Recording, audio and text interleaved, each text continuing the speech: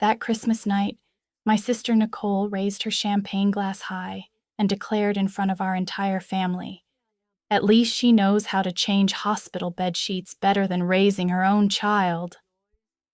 Laughter erupted throughout the living room. I sat there, Rebecca Miller, 34 years old, head nurse who had sacrificed my entire youth to raise my daughter Lily alone through endless night shifts at Denver Health. I looked into their eyes, empty, not a trace of shame.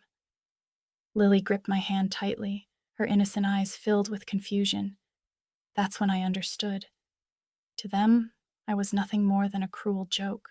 The smell of disinfectant still lingered on my scrubs, but here, in the very house where I grew up, I felt dirtier than the messiest emergency room.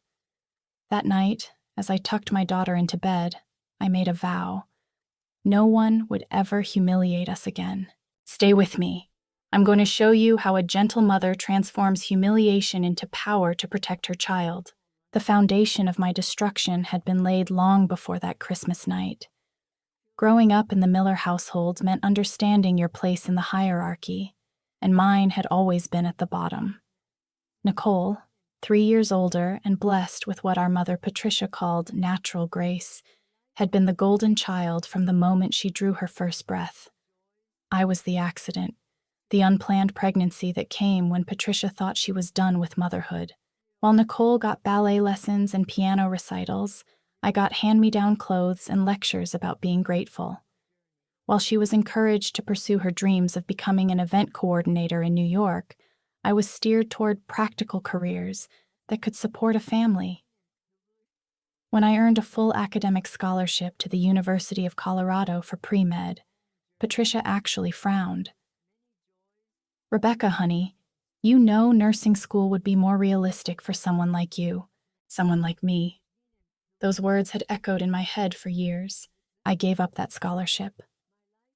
I enrolled in nursing school instead, telling myself it was the responsible choice, the practical choice. What I didn't tell myself was that I was already learning to make myself smaller to keep peace in a family that had never made room for me in the first place. The pattern continued when Lily's father, David, walked out the moment I told him I was pregnant. I was 27, working night shifts at Denver Health, and suddenly facing single motherhood with no support system except the very family that had spent decades teaching me I wasn't worth supporting. Patricia's response when I told her about the pregnancy? "Well, I suppose this means you'll finally understand what real responsibility looks like." Nicole, meanwhile, had just landed her dream job coordinating high-end events for wealthy clients in Manhattan. She sent photos of herself at gallery openings and charity galas, always impeccably dressed, always surrounded by important people. When she visited Denver for holidays, she'd regale us with stories of celebrity clients and six-figure budgets while I sat there in my hospital scrubs, smelling faintly of antiseptic, bouncing a fussy baby on my knee. "It must be nice," she'd say with that particular smile that looked sympathetic but felt like a knife. "Having such a simple life. No stress, no pressure to perform, just taking care of people, just taking care of people." As if saving lives was somehow less valuable than arranging flowers and hiring caterers. But I endured it because that's what I'd been trained to do. I endured Patricia's constant comparisons. "Nicole just got promoted again. Rebecca, when was the last time you got a promotion?" I endured the family gatherings where my accomplishments, head nurse at 29, commendations for patient care, working double shifts to support my daughter, were glossed over while Nicole's latest client acquisition was celebrated with champagne toasts. I endured it because I believed deep down that if I just kept being good enough, selfless enough, giving enough, eventually they would see my worth. The breaking point should have come earlier. Maybe it should have been the time Nicole joked at Thanksgiving dinner that Lily looked just like her deadbeat daddy. Maybe it should have been when Patricia suggested I give up my apartment and move back home to save money, which really meant to provide free childcare when Nicole visited with her demanding schedule. Maybe it should have been the countless times they discussed family plans, vacations, celebrations, gatherings, without including us, then acting surprised when I felt excluded. But I kept swallowing the hurt, kept telling myself that family was family, kept believing that love was something you earned through endless patience and self-sacrifice. The Christmas party had been Nicole's idea, of course. She was visiting Denver for the holidays, staying in our childhood home with Patricia, and she wanted to reconnect with old friends. The guest list included everyone from our high school days who had stayed in the area, plus some of Nicole's current New York crowd who'd flown in for the holidays. The house was decorated like something out of a magazine. Professional lights, expensive ornaments, catered food that cost more than I spent on groceries in a month. I almost didn't go. After a 16-hour shift that had included 2 cardiac arrests and a trauma case that haunted my dreams, I was exhausted. Lily had been asking about the party for weeks, though, excited to see her cousins and her grandmother's fancy decorations. So I dragged myself home, showered off the hospital smell, put on my best dress, which was 3 years old and came from Target, and showed up with a bottle of wine that cost $12 and a forced smile. The moment I walked in, I knew I'd made a mistake. The conversation stopped, then resumed with that particular brightness people use when they're being polite to someone they'd rather not acknowledge. Nicole swept over in a designer dress that probably cost more than my monthly rent, air-kissing my cheeks and exclaiming how wonderful I looked in a tone that suggested the opposite. "Everyone! You remember my little sister Rebecca?" she announced to the room. "She's been working so hard at the hospital. We're all so proud of her dedication." The word dedication came out sounding like limitation, and I felt the familiar heat of shame creep up my neck. For the first hour, I tried to blend into the background, making small talk with old classmates who asked polite questions about my job before quickly steering the conversation elsewhere. I watched Nicole hold court, regaling everyone with stories about her glamorous life, her important clients, her sophisticated social circle. She was magnetic in the way she'd always been, drawing people into her orbit with effortless charm. Lily stayed close to me, intimidated by the crowd and the formal atmosphere. She whispered that she wanted to go home, and I was ready to make our excuses when Patricia clinked her glass and called for everyone's attention. "I want to make a toast," she announced, her voice carrying that particular warmth she reserved for Nicole. "To my daughter Nicole, who has built such an incredible life for herself in New York. We're all so proud of how far she's come, how much she's achieved. She's everything I could have hoped for in a daughter." The room erupted in applause. Nicole beamed, soaking up the adoration like sunlight.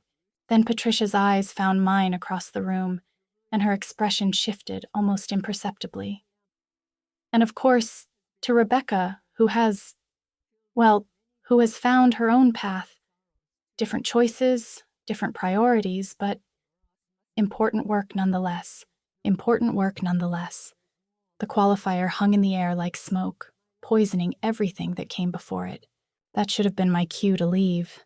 That should have been the moment I took Lily's hand and walked out with whatever dignity I had left.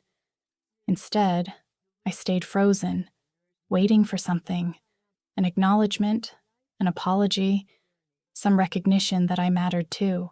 That's when Nicole, flushed with wine and attention, decided to twist the knife deeper. She raised her glass again, that brilliant smile never wavering, and delivered the line that would change everything. "At least she knows how to change hospital bed sheets better than raising her own child."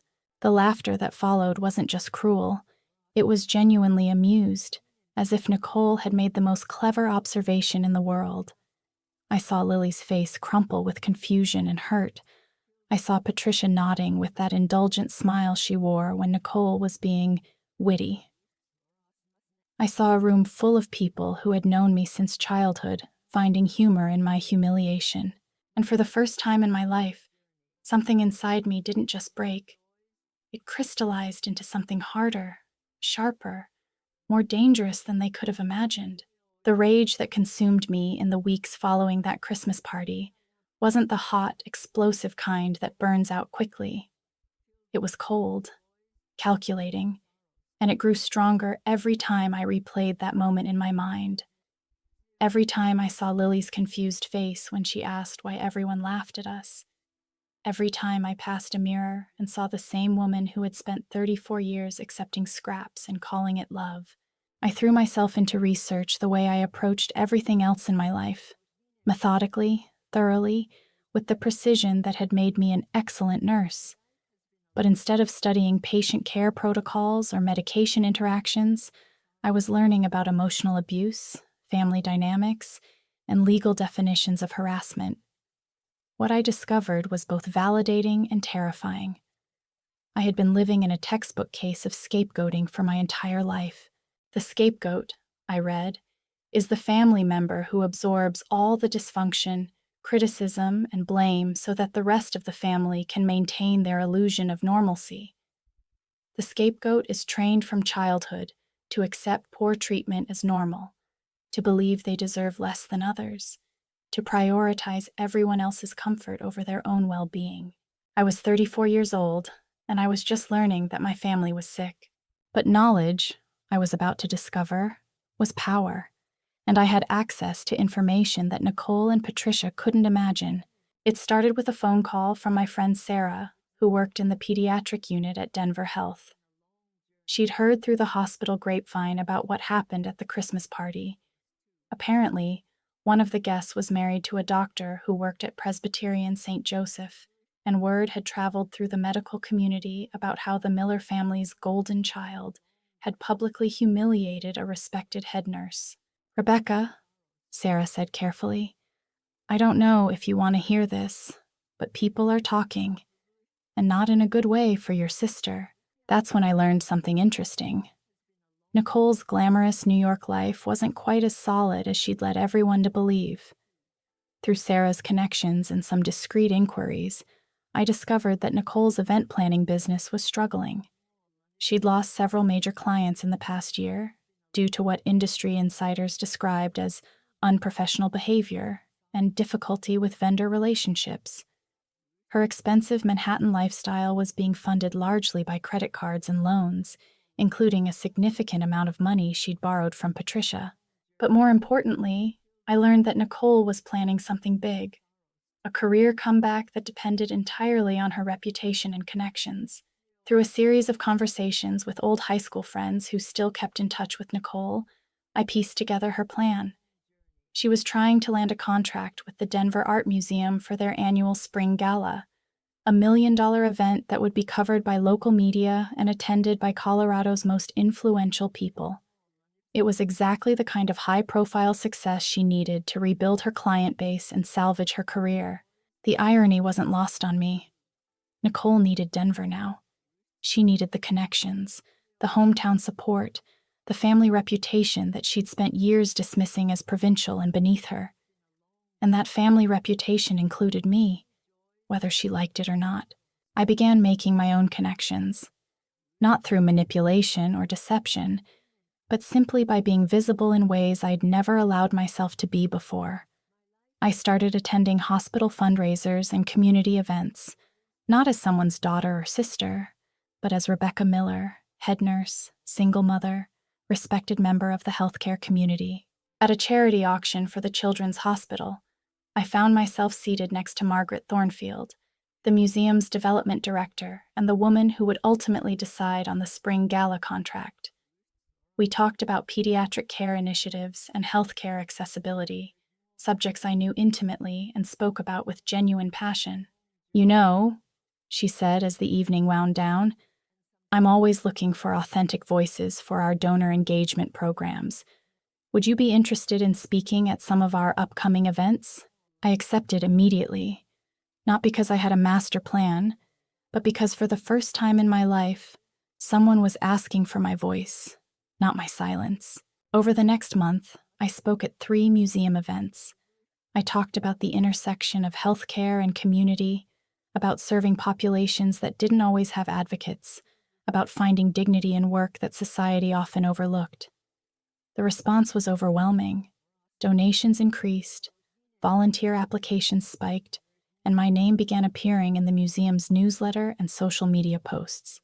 Margaret and I developed a genuine friendship based on shared values and mutual respect. She never knew about my family connections to Nicole, and I never brought them up.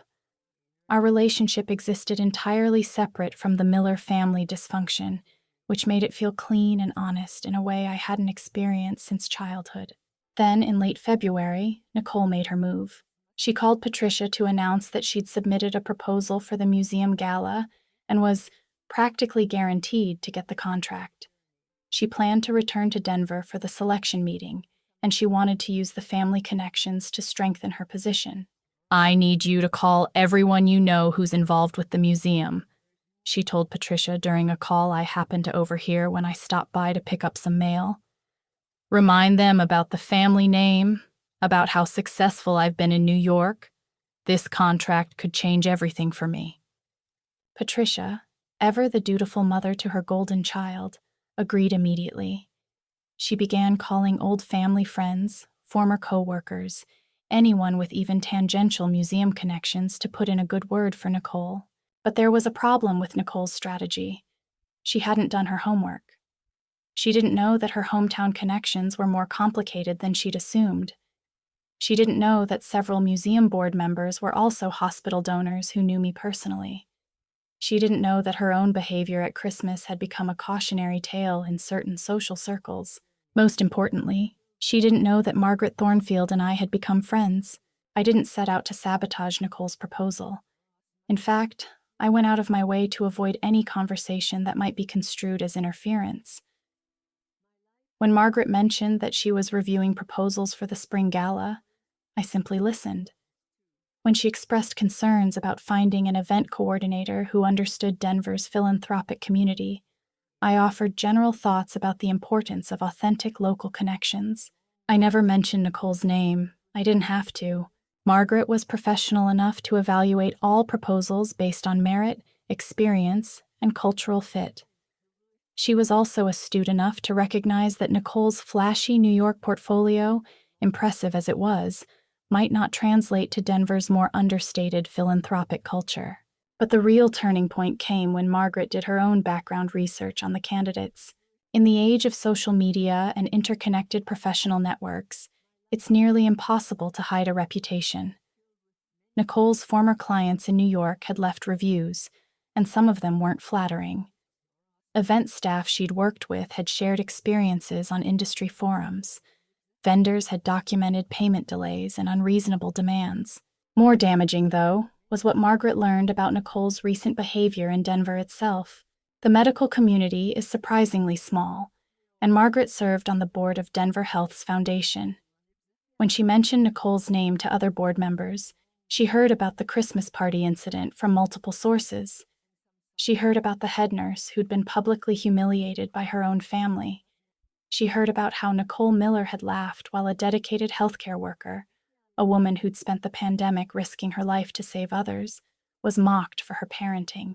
Margaret never told me what she'd learned, but her attitude toward me became, if possible, even more respectful and protective. She began including me in higher-level museum discussions and introduced me to board members as one of Denver's most dedicated public servants. By mid-March, when Nicole arrived in Denver for the contractor selection meeting, her chances had already evaporated. She just didn't know it yet. The meeting was scheduled for a Thursday afternoon at the museum. Nicole spent the entire week before her presentation calling in favors, networking at Denver's upscale establishments, and generally behaving as if the contract was already hers. She stayed with Patricia, who fussed over her like she was visiting royalty, and held court at expensive restaurants where she regaled old friends with stories of her inevitable comeback. I learned about these dinners through the same network that had informed me about everything else, the interconnected web of Denver professionals who all seemed to know each other's business. Nicole was making an impression, all right, but not the one she intended. Her obvious desperation, combined with her condescending attitude toward local culture and her apparent belief that she was entitled to success based on family name alone, was rubbing people the wrong way. The night before her presentation, Nicole called me for the first time since Christmas. "Rebecca, she said, her voice carrying that familiar tone of false warmth. I'm in town for a big meeting tomorrow. The museum gala contract. You've probably heard about it. Anyway, I thought maybe we could get coffee. Clear the air about Christmas. I know you were upset about my little joke. Little joke. As if my daughter's humiliation was a minor misunderstanding. I'm working, I told her, which was true. I was always working. Oh, come on, she pressed. Surely you can take a break. This is important, Rebecca. Family is important. Family. The word she only used when she needed something from me. What do you want, Nicole? A pause. Then, in a voice that tried to sound casual, but failed. I just thought you might know some people at the museum. You know, through the hospital foundation or whatever. Maybe you could put in a good word. Help me make some connections? There it was. After years of treating me like a second-class citizen, she wanted me to leverage my professional relationships for her benefit. She wanted me to use the respect I'd earned through hard work and dedication to polish her tarnished reputation. I don't think I can help you, I said quietly. What do you mean you can't help me? Her voice sharpened. Rebecca, this is my career we're talking about, my future. Surely you can make a phone call or two. I mean, I don't think I should help you. Silence. Then, are you seriously going to hold a grudge over one stupid comment? God, Rebecca, you're so sensitive. It's just like you to make everything about yourself. I hung up. That night, I sat in Lily's room while she slept, watching her peaceful face in the soft glow of her nightlight. She looked so innocent, so trusting, so deserving of a world that would treat her with kindness. I thought about the woman I wanted her to become. Strong, confident, unwilling to accept less than she deserved. I thought about the woman I was finally becoming myself. The next day, while Nicole was at the museum giving what would turn out to be a disastrous presentation, Margaret later told me that she'd spent more time talking about her New York successes than addressing the specific needs of Denver's cultural community. I was at the hospital, doing what I did best, taking care of people who needed me. I didn't interfere with Nicole's presentation. I didn't have to. Truth has a way of emerging on its own when people stop working so hard to suppress it. The call came on a Friday evening in late March, just as I was settling in for a quiet night with Lily. We were reading her favorite book, the one about the little girl who stands up to bullies, when my phone buzzed with Patricia's number. I almost didn't answer, but something about the timing felt significant. Rebecca. Patricia's voice was tight, controlled in the way it got when she was furious but trying to maintain appearances. We need to talk. I'm reading to Lily. This is important. Nicole didn't get the museum contract. I turned a page, keeping my voice steady. I'm sorry to hear that. Don't. The word came out like a slap. Don't pretend you're sorry. Don't pretend you didn't know this was happening. I don't know what you're talking about. The hell you don't. Margaret Thornfield knows you. She knows you well enough to ask about our family. She knows you well enough to have opinions about Nicole's character. Don't tell me that's a coincidence. I felt something shift inside me, like a lock clicking open. For 34 years, I'd been trained to apologize for my existence, to make myself smaller when others felt threatened, to absorb blame that wasn't mine to carry. But sitting there with my daughter's warm weight against my side, reading about a little girl who refused to be diminished, I found I had no apology left to give. Margaret Thornfield is my friend, I said quietly. She's my friend because she respects my work and values my opinion. She's my friend because she sees me as someone worth knowing. That's not a coincidence, Patricia. That's what happens when you treat people with dignity. Your work? Patricia's voice rose. Rebecca, you're a nurse. You change bed sheets and give people medicine. That's not the kind of work that impresses people like Margaret Thornfield. And there it was. The core belief that had shaped my family's treatment of me for my entire life. I was just a nurse, just someone who took care of people, just someone whose contributions were too mundane, too basic, Too working class to matter in polite society. Margaret's mother died in the ICU at Denver Health 2 years ago, I said, still keeping my voice calm. I was the head nurse on duty. I held her hand when she was scared. I made sure she wasn't in pain. I sat with Margaret in the waiting room at 3 in the morning and helped her understand what the doctors were telling her.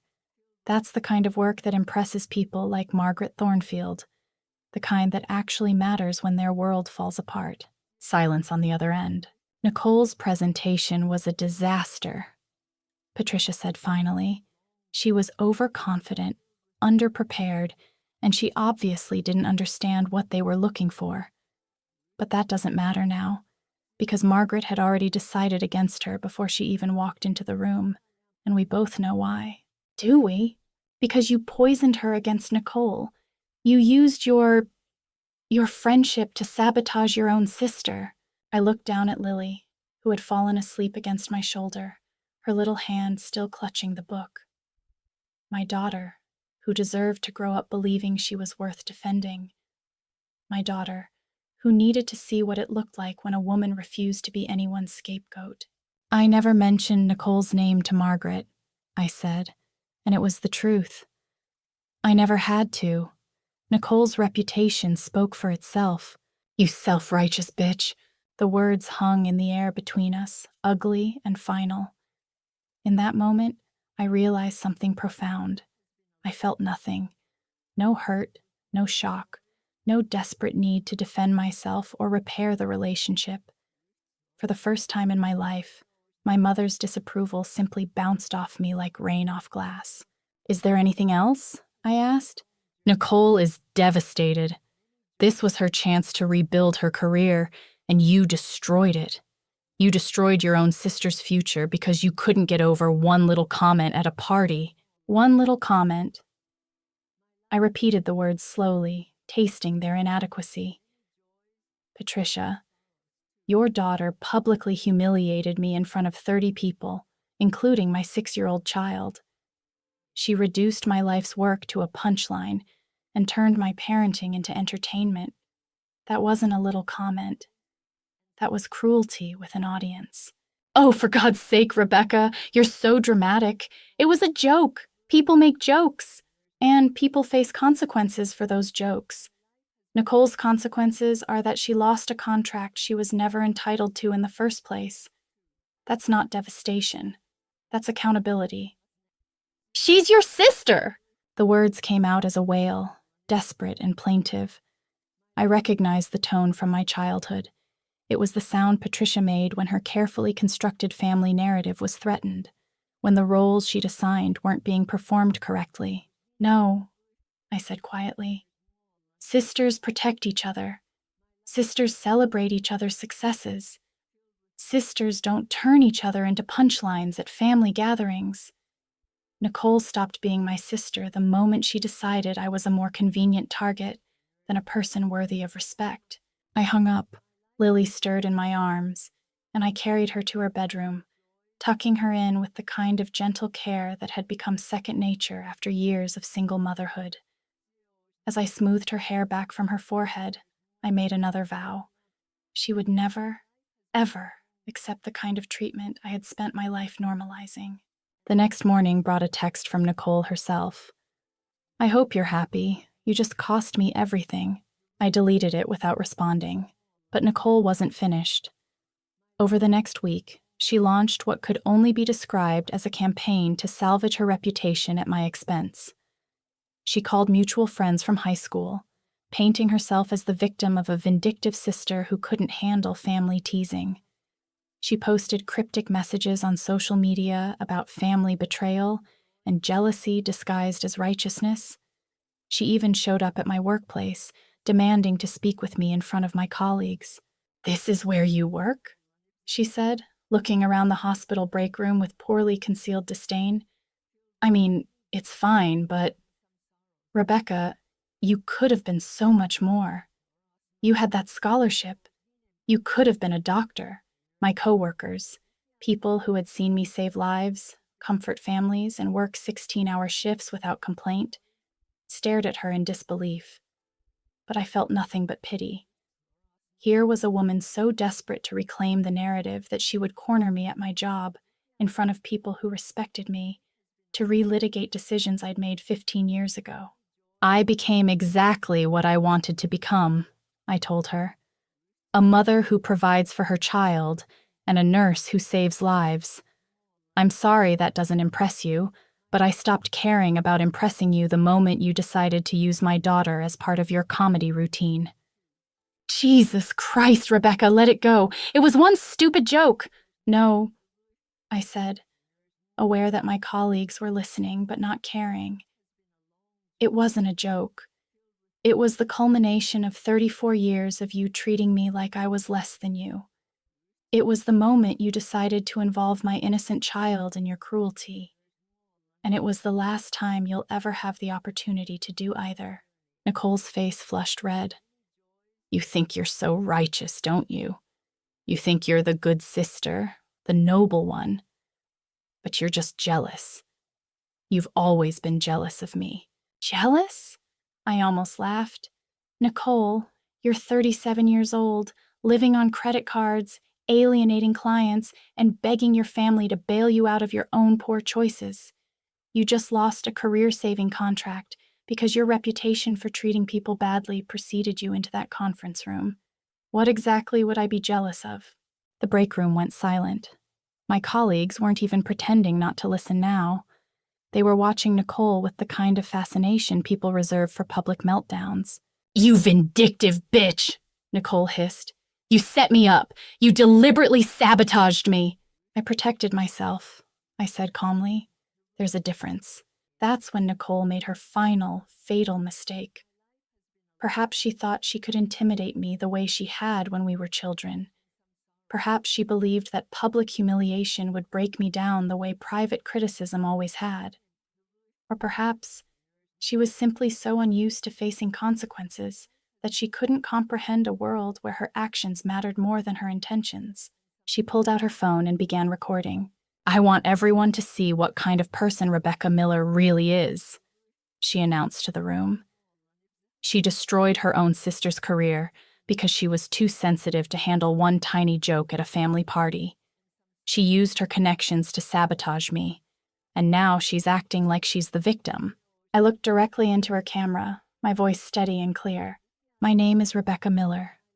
I'm the head nurse at Denver Health Medical Center. Last Christmas, this woman publicly humiliated me and my 6-year-old daughter at a family gathering, turning my career and my parenting into entertainment for 30 strangers. When she lost a business contract due to her own reputation for unprofessional behavior, she blamed me rather than taking responsibility for her actions. I want everyone to see what accountability looks like when someone finally stops enabling their abuser. Nicole's face went white. Abuser? Are you insane? I never abused you! Emotional abuse doesn't leave bruises, Nicole. It just teaches people that their feelings don't matter, their achievements don't count, and their dignity is negotiable. You've been practicing it on me for 34 years, and you got so good at it that you forgot some people eventually stopped participating. She was still recording, but her hands were shaking now. You're crazy. You're absolutely crazy. Post that video, I said, looking directly into her phone. Please, post it everywhere. Let people decide for themselves who sounds crazy.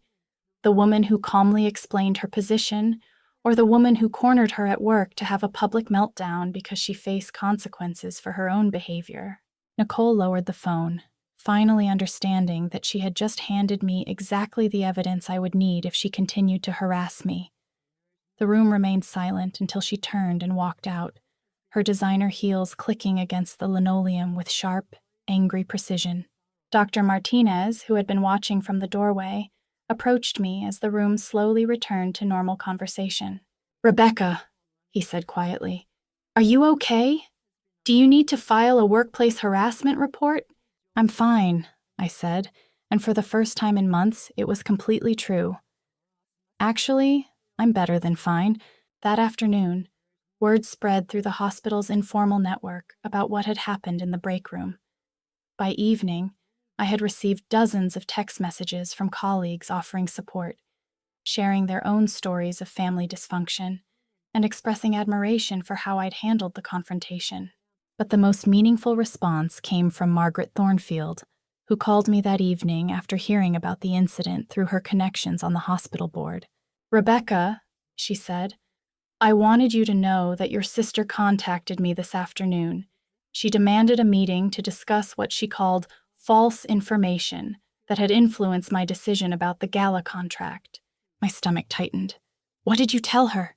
I told her the truth, that my decision was based entirely on her proposal, her references, and her professional reputation. I also told her that if she contacted me again, I would consider it harassment and respond accordingly. "I'm sorry she dragged you into this." "Don't apologize. But Rebecca, there's something else you should know." After our conversation, I did some additional research into Nicole's background. What I found was disturbing enough that I felt obligated to share it with other cultural organizations in the city. Her treatment of vendors, her payment history, her pattern of behavior with staff, it paints a picture of someone who should not be trusted with major events. I felt a chill of something that wasn't quite satisfaction but wasn't regret either. "I want to be clear," Margaret continued. "This has nothing to do with your family relationship. This is about protecting our community from someone who has demonstrated a consistent pattern of unprofessional conduct. Nicole Miller's reputation is her own creation." That night, I sat down with Lily to explain, in age-appropriate terms, what had been happening with our family. "Mommy," she said, "why was Aunt Nicole so mean at Christmas?" "Sometimes," I told her, "people are mean because they think it makes them feel better about themselves. But it doesn't really work, and eventually they have to face the consequences of being mean." "Are we going to see her anymore?" I looked into my daughter's trusting eyes, thinking about the woman I wanted her to become, the boundaries I wanted her to understand, the self-respect I wanted her to inherit. "Not for a while, sweetheart. Maybe not ever. Sometimes we have to step away from people who don't treat us with kindness, even if they're family." "But won't she be lonely?" The question pierced my heart with its innocent wisdom. Here was my 6-year-old, worried about the woman who had mocked her mother, concerned about the person who had used us both as entertainment. "That's not our responsibility, Lily. Our responsibility is to take care of each other and to make sure we're only around people who are kind to us." She nodded solemnly, then brightened. "Like Miss Margaret? She's always nice to us." Exactly like Miss Margaret. Over the following months, I watched from a distance as Nicole's Denver comeback attempt completely collapsed. The video she'd threatened to post never appeared. Presumably, she realized it would only reinforce the narrative of her as unstable and vindictive. Her remaining family connections in the city dried up as word spread about her behavior at the hospital and her harassment of museum staff. The few friends who initially supported her gradually stopped returning her calls as they learned more details about the Christmas incident and its aftermath. By summer, she had returned to New York, where her client base continued to shrink and her financial situation became increasingly desperate.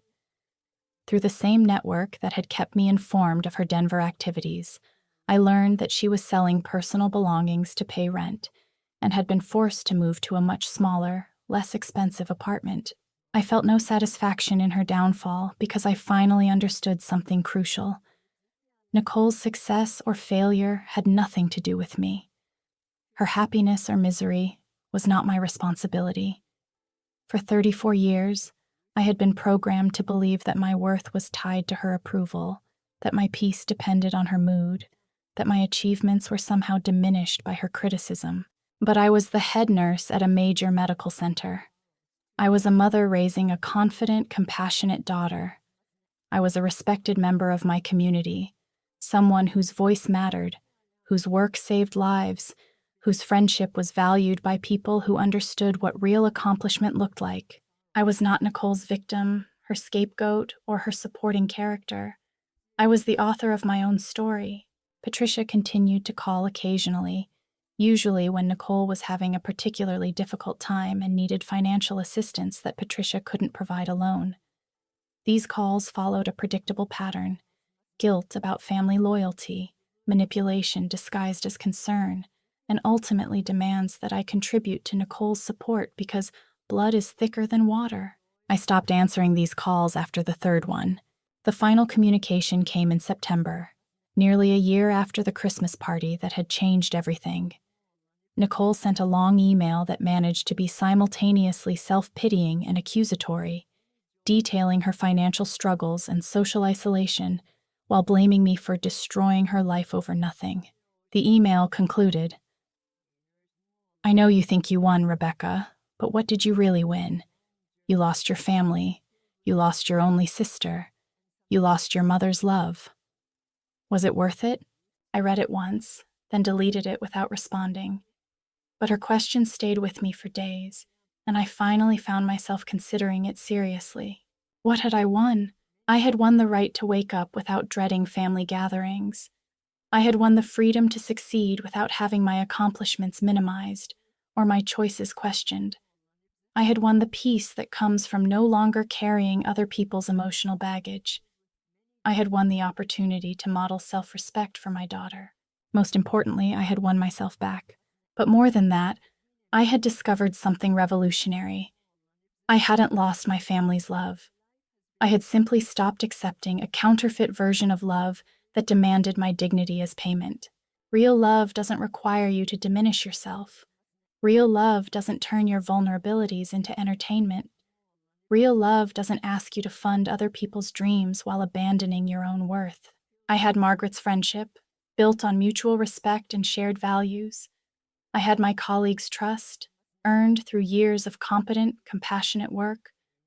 I had Lily's unconditional affection, pure and uncomplicated and free from the toxic dynamics that had shaped my own childhood.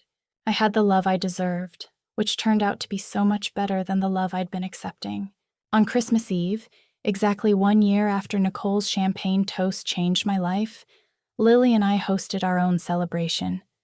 Margaret came, bringing homemade cookies and stories about her latest museum exhibitions. Dr. Martinez stopped by with his family, his children immediately gravitating toward Lily's new books and art supplies.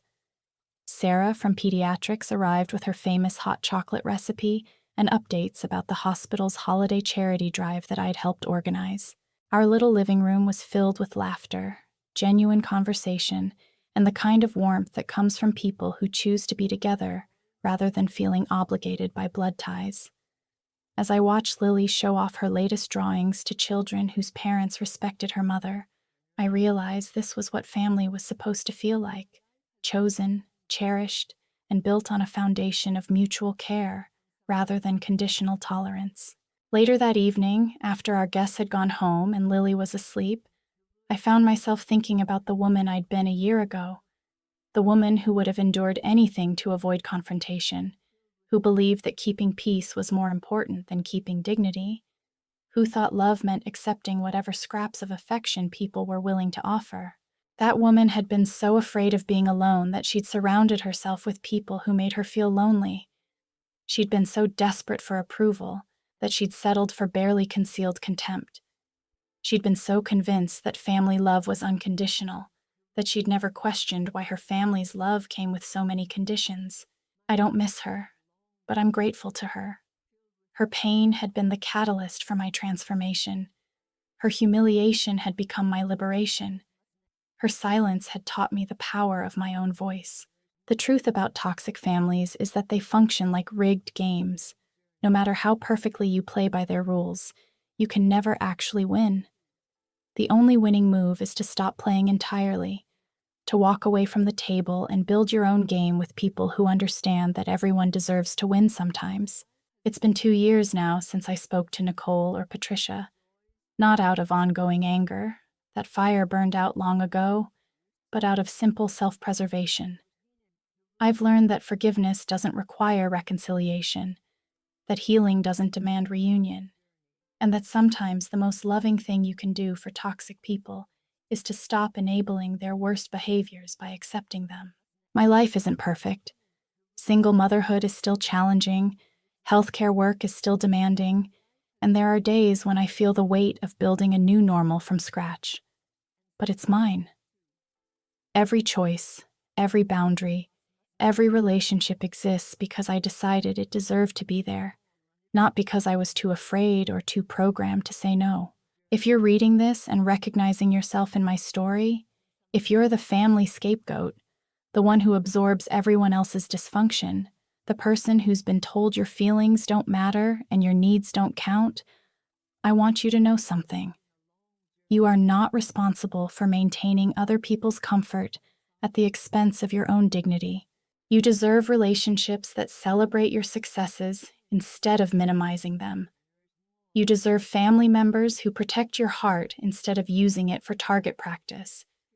You deserve to be seen, heard, valued, and treated with the same respect you've been giving everyone else.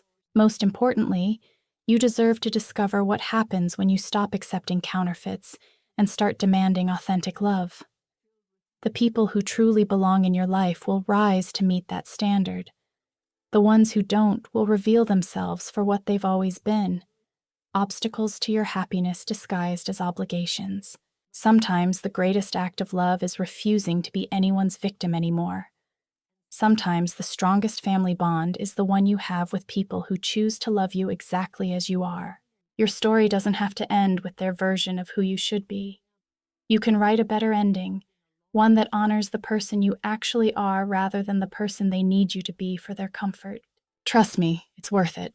Subscribe to our channel for more stories about finding strength in difficult family situations, setting boundaries that protect your peace, and discovering what real love actually looks like. Because everyone deserves a family that sees their worth. And if you weren't born into one, you have every right to build one that does.